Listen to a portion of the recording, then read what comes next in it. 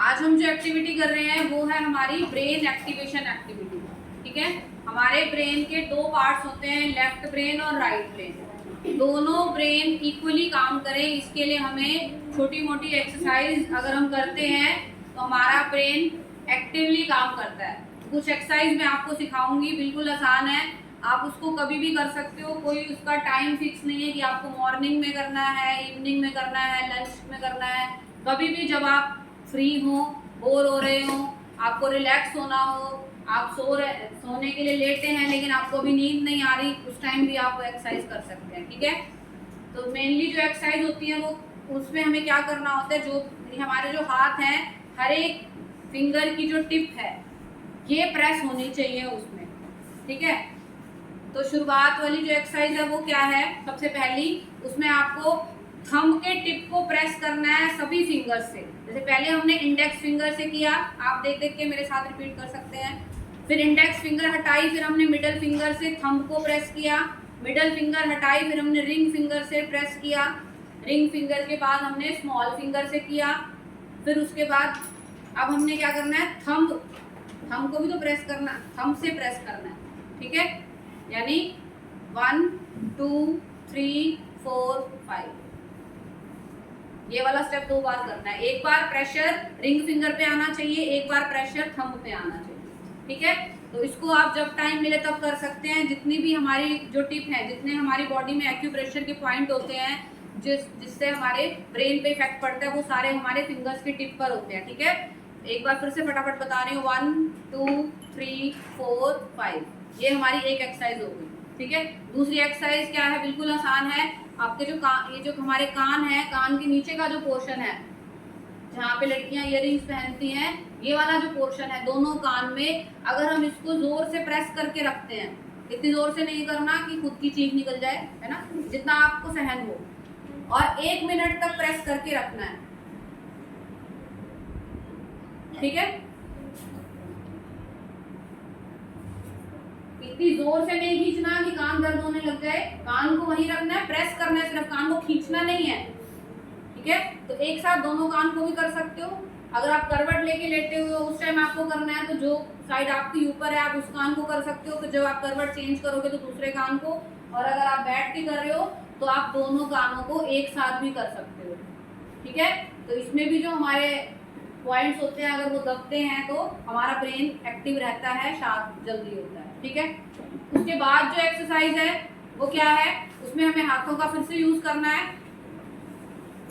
एक बार हमें सभी टिप को आपस में मिलाना है, दोनों हाथों की टिप ऐसे टच करनी है, और फिर ये राइट हैंड लेफ्ट पाम पे जाएगा, फिर लेफ्ट की जो फिंगर्स हैं वो राइट पाम पे जाएंगी। ठीक है, 1 2 3 4, अगर हम इसको स्पीड से करेंगे तो कैसा दिखेगा, 1 2 3 4।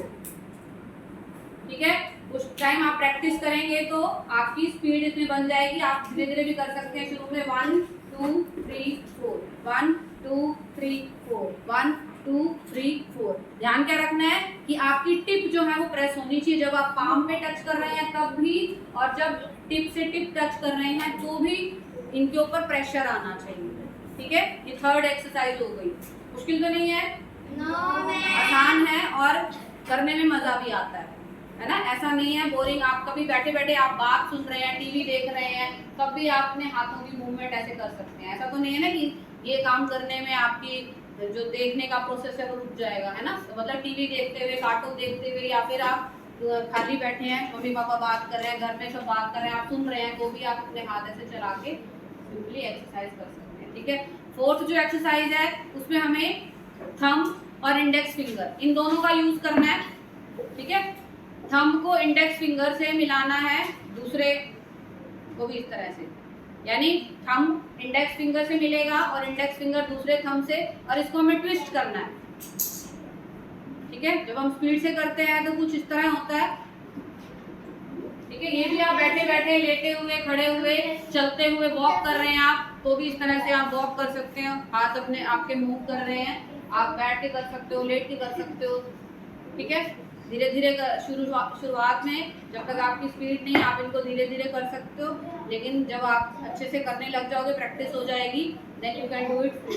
ठीक है, उसके बाद जो एक्सरसाइज है वो क्या है, पंच करना है और क्लैप करना है। एक बार आपने राइट हैंड से पंच किया लेफ्ट पाम पे, फिर क्लैप, फिर लेफ्ट से राइट से पंच किया, ठीक है, पंच क्लैप पंच पंच क्लैप पंच पंच क्लैप पंच, ठीक है। तो अगर आप ये 5 से 10 यानी 5 पंच राइट हैंड से, 5 पंच लेफ्ट हैंड से हो जाएंगे, 10 क्लैप हो जाएंगी ना।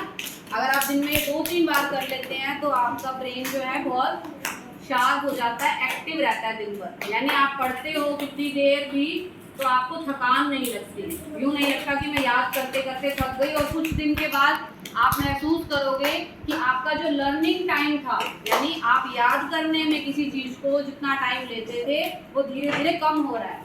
मतलब आपको कोई टॉपिक याद करने में अगर 20 मिनट्स लगते थे, अगर आप ये एक्सरसाइज रूटीन में करते हैं वो धीरे धीरे टाइम रिड्यूस होके 10 मिनट, 8 मिनट, 7 मिनट इतना कम हो जाएगा, ठीक है। दिमाग इतने तेज चलने लगेगा, मतलब कंसंट्रेशन बढ़ेगी, आपका फोकस बढ़ेगा, और आपको जो पढ़ते टाइम बोरियत होती है, थकान होती है, जो लगता है कि थक गया दिमाग, अब कुछ समझ नहीं आ रहा, वो चीज़ें नहीं रहेंगी, ठीक है। एक लास्ट एक्सरसाइज जो मैं बताऊंगी वो क्या है, वो आपके साथ साथ जो आपके घर में आपके दादा दादी हैं अगर वो करते हैं, या बड़ी एज के लोग हैं वो करते हैं, तो जो पैरालाइज हो जाती है बॉडी, उस तरह की समस्याएं नहीं आती। आपने सुना होगा कि कोई किसी को पैरालाइज हो जाता है तो उसमें क्या होता है कि उस हमारे बॉडी पोर्शन का कनेक्शन जो है वो दिमाग से टूट जाता है, तो हमारा जो ब्रेन है उस बॉडी पार्ट तक प्रॉपर मैसेज नहीं पहुंचा सकता। तो अगर हम ये वाली एक्सरसाइज करेंगे जो मैं बता रही हूँ, तो पैरालाइज होने वाली कंडीशन तक पहुंचने से हम बच सकते हैं। करना क्या है, दोनों हाथों की सभी फिंगर और थंब को आपस में मिला के रखना है और थोड़ा सा प्रेशर इनमें होना चाहिए, और 1 बाय 1 थंब से स्टार्ट करते हुए सभी फिंगर्स को रोटेट करना है क्लॉकवाइज और एंटी क्लॉकवाइज। देखो कैसे, जैसे चारों फिंगर मेरी टच हैं, फिंगर को छोड़ना नहीं है, पहले थंब को रोटेट करेंगे क्लॉकवाइज और एंटी क्लॉकवाइज, ठीक है। जिस डायरेक्शन में आप घुमा रहे हो फिर उससे अपोजिट डायरेक्शन, ठीक है। कितनी देर करना है उसके लिए आप काउंटिंग कर सकते हो अपने मन में। 5 शुरुआत में आप 5 तक काउंट कर सकते हो, फिर धीरे धीरे 10 तक या 20 तक ले जा सकते हो, ठीक है। एक बार हो गया थंब का, फिर थंब को वापस से आपने मिला दिया, फिर इंडेक्स फिंगर, बाकी सब फिंगर्स जुड़ी रहेंगी, उनको खोलना नहीं है। जिस डायरेक्शन में आप रोटेट कर रहे हैं 10 काउंट करने के बाद दूसरी डायरेक्शन में फिर से रोटेट करेंगे। अगर स्टार्टिंग में आपने 5 किया है तो 5 के बाद फिर आप डायरेक्शन चेंज कर देंगे, ठीक है। फिर इंडेक्स को भी जोड़ दिया, फिर मिडल फिंगर, ठीक है।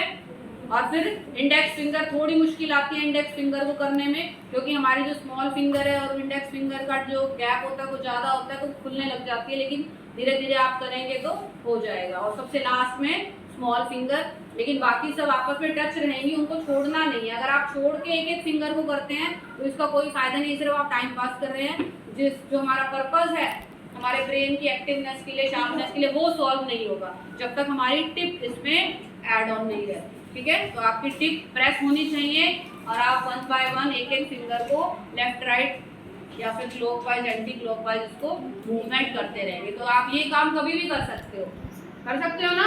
इसके लिए आपको स्पेशल नहीं सोचना कि मुझे अब जिम में जाके एक्सरसाइज करनी है या फिर मुझे आधा घंटा स्पेयर निकालना है एक्सरसाइज करनी है, ऐसा कुछ नहीं है।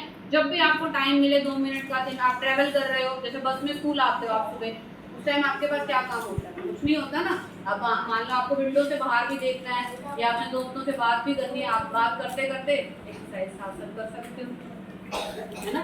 तो इसमें आपकी बातचीत भी नहीं रुकेगी और आपको स्कूल आने तक बहुत टाइम होता है, काम भी हो जाएगा, है ना। तो छोटी छोटी एक्सरसाइज आपने कोशिश करना है, अपनी हैबिट में रखनी है कि इससे हमें फायदा होता है। समझ में आ गया? सभी करेंगे इनको? और करते टाइम ये ध्यान रखना है कि इतनी जोर से ऐसा कुछ नहीं करना कि आपको खुद को बाद में पेन होने लग जाए या आपको फिर डॉक्टर को दिखाना पड़ेगी, इतनी जोर से दबा दिया, वो नस दब गई, ये हाथ नहीं काम कर रहा है, ऐसा कुछ हो गया। इतना जोर से नहीं, इतना जितना आप सहन कर सकते, ठीक है। चाहे वो कान को दबाते टाइम हो, कान की टिप को, या हाथों की टिप को दबाते, ठीक है। आपके नाखून छोटे होने चाहिए, नाखून इतने बड़े नहीं हो कि आप यहाँ पे प्रेस करें, जैसे मेरे हाथ के नेल्स बड़े हैं, तो प्रेस करते टाइम ये ध्यान रखना है कि आप प्रेस कर रहे हैं तो नेल्स दूर रहे। नेल्स से अगर आप करेंगे तो वो नुकसान हो जाएगा उसका, ठीक है। कट भी लग सकता है, आपका ब्लड आ सकता है, क्योंकि छोटे बच्चों, आप लोगों की जो स्किन है वो सॉफ्ट होती है, तो नहीं सब बच्चों के कटे हों जब आप इसको करते हैं, ठीक है। तो रूटीन में हमने इन एक्सरसाइज को करना है, अपनी हैबिट में लेकर आना है। मॉर्निंग में, इवनिंग में, नाइट टाइम, बस में आ रहे हैं आप, स्कूल में, उस टाइम पे आप कर सकते हैं। लंच ब्रेक में आपने खाना खा लिया, तब आप फ्री हैं, तब आप कर सकते हैं। तो किसी भी टाइम आप इन एक्सरसाइज को कर सकते हैं, ठीक है, ठीक है।